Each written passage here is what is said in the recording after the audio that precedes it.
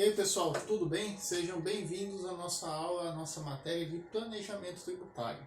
E como primeira aula a gente está falando aqui do planejamento, que ele é parte do planejamento empresarial, que visa o quê? Que visa os tributos e suas implicações nas empresas, tá? E qual que é o objetivo do planejamento empresarial? A gente tem a questão de economizar tributos. Só que a gente tem formas de economizar tributos, seja ele na forma da lei, que é chamado de elisão fiscal. A elisão fiscal é chamada de o próprio planejamento tributário. Você estudar, planejar quais são os tributos que a minha empresa tem, é devido que eu tenho que pagar de acordo com a minha operação e o que eu posso fazer para economizar, quais são as brechas legais, quais são os incentivos que eu tenho para receber créditos. Então, toda essa prática a gente chama de elisão fiscal, tá bom? A gente encontra aí meios legais que a gente não tome aí infrações tributárias, que a gente não tome multa, porque não adianta você querer economizar, vou deixar de pagar o imposto. Mas será que é legal esse jeito que eu estou deixando de pagar ou economizar o imposto? Se não for legal, eu vou pagar uma multa que é muito maior do que o imposto, certo? Então vamos lá. Então, a elisão fiscal, que é chamada aí por muitos como o próprio planejamento tributário, pessoas aí que fazem um estudo da empresa para ver, a gente consegue economizar aqui. Que antes do fato gerador, vamos supor, antes de uma venda, antes de uma prestação de serviço, eu faço um estudo e vejo como que eu consigo aí economizar na hora de pagar os tributos, tá? Então é sempre antes do fato gerador, não deve ter infrações tributárias, tá? Porque, como eu falei, não adianta querer economizar e depois não é legal, eu vou tomar uma multa. Então, a elisão fiscal não, é um meio legal que visa economizar tributos e até não pagá-los, certo? Existe situação que eu posso conseguir não pagar o tributo, desde que esteja lá na lei, tá? Proveniente aí de incentivos fiscais e brechas na lei. Temos aí um exemplo do ISS, o Imposto sobre Serviço, o Imposto Municipal. Onde que entra o planejamento tributário nessa situação? O ISS eu pago no município onde a minha empresa está estabelecida como prestadora de serviços. Um exemplo, eu tenho uma empresa prestadora de serviços. Estou estabelecida aqui na cidade A, certo? Dentro da regra do ISS, a regra da lei 116, a lei complementar 116 de 2003, estabelece que o ISS aí tem que ter aí as alíquotas entre 2% e 5%, a alíquota mínima de 2% a 5% de acordo com o serviço. Então, cada município, de acordo com a prestação, cada município tem uma alíquota diferente. Então, o que eu posso fazer para economizar? Eu posso verificar aonde eu vou instalar minha empresa, prestadora de serviço, porque eu tenho que pagar meu tributo aonde estou prestando, aonde a minha empresa está instalada, aonde está o local do estabelecimento. Então, como um exemplo aqui, vamos colocar aqui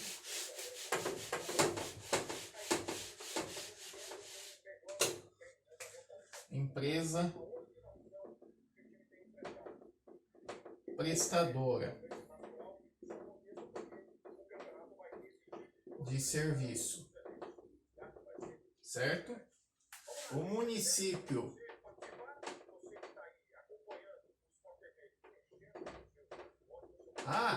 coloca ali uma alíquota de 3% do tributo ISS.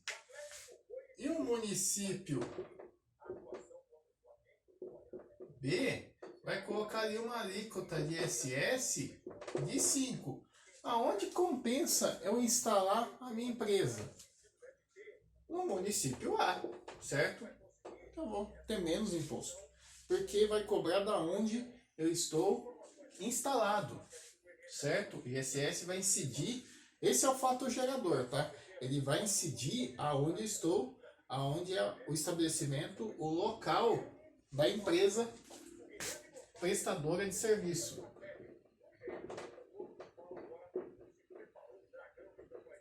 Certo? Então eu verifico aonde eu vou instalar.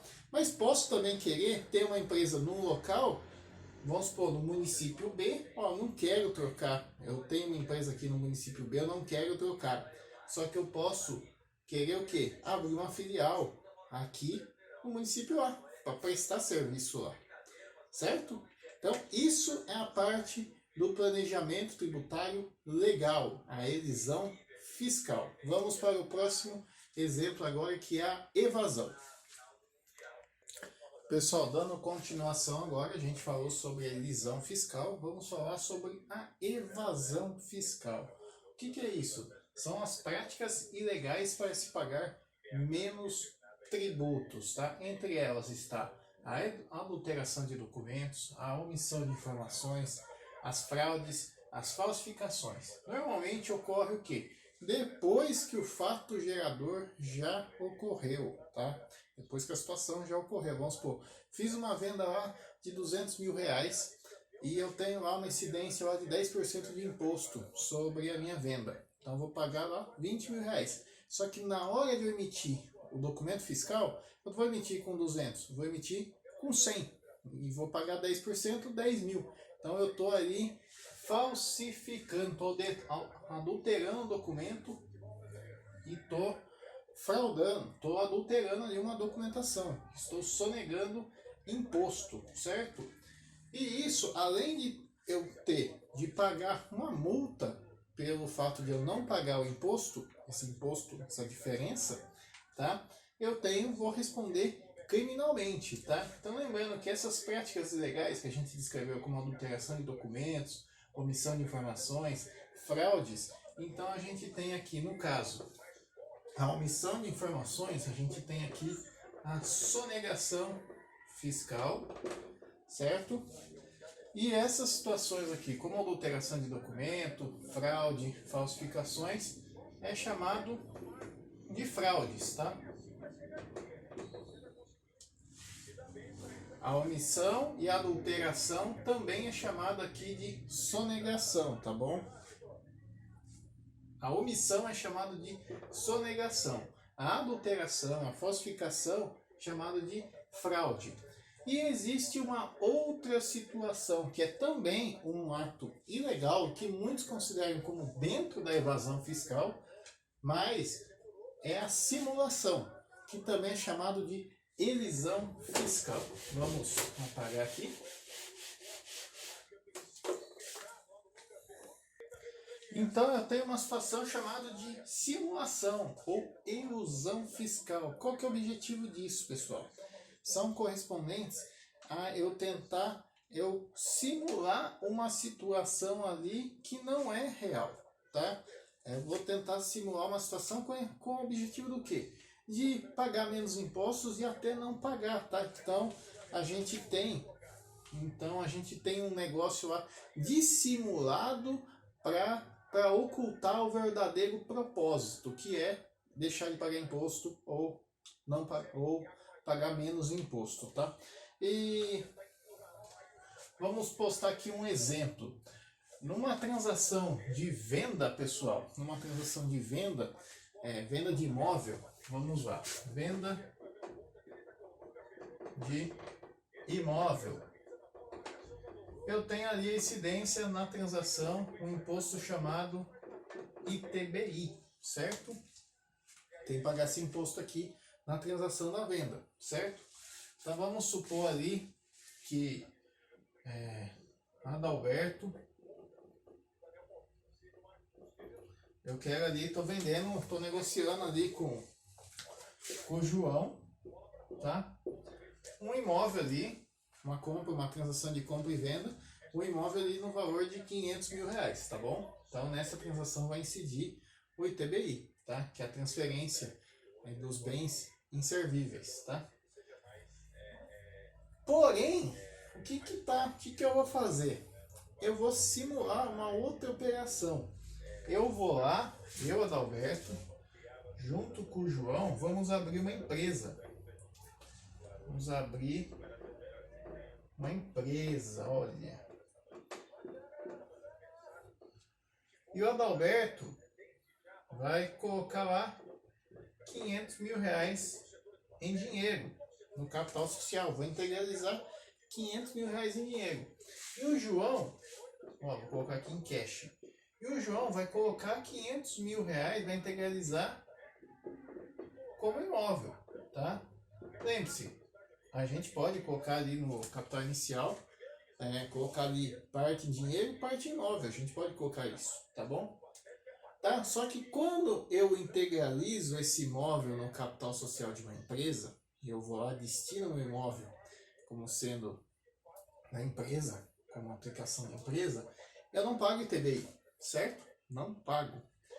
Só que logo depois, Adalberto e João, depois da abertura da empresa, vão lá, extinguem essa empresa, certo? A gente vai lá e extinguiu. O que vai acontecer?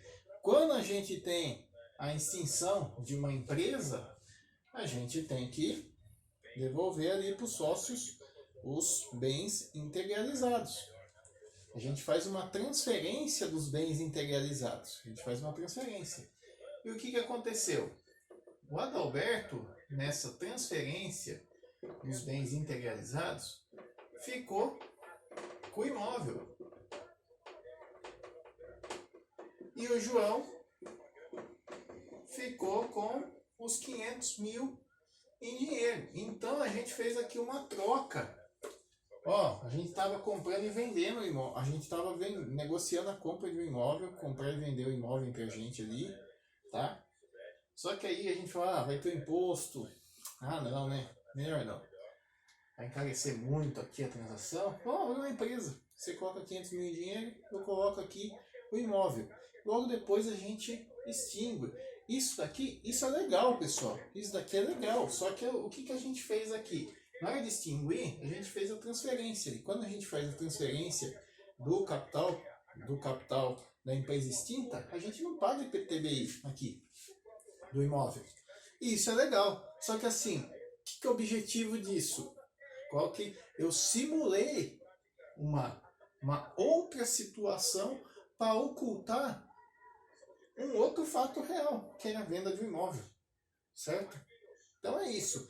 Isso é a simulação, é a ilusão fiscal, isso é ilegal. Então, dentro de uma situação legal, eu simulo uma situação legal para ocultar uma situação, para ocultar um outro acontecimento.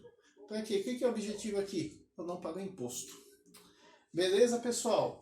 Vou disponibilizar um material aí para vocês e vou disponibilizar também um exercício, tá bom? Então fiquem bem, até a próxima aula.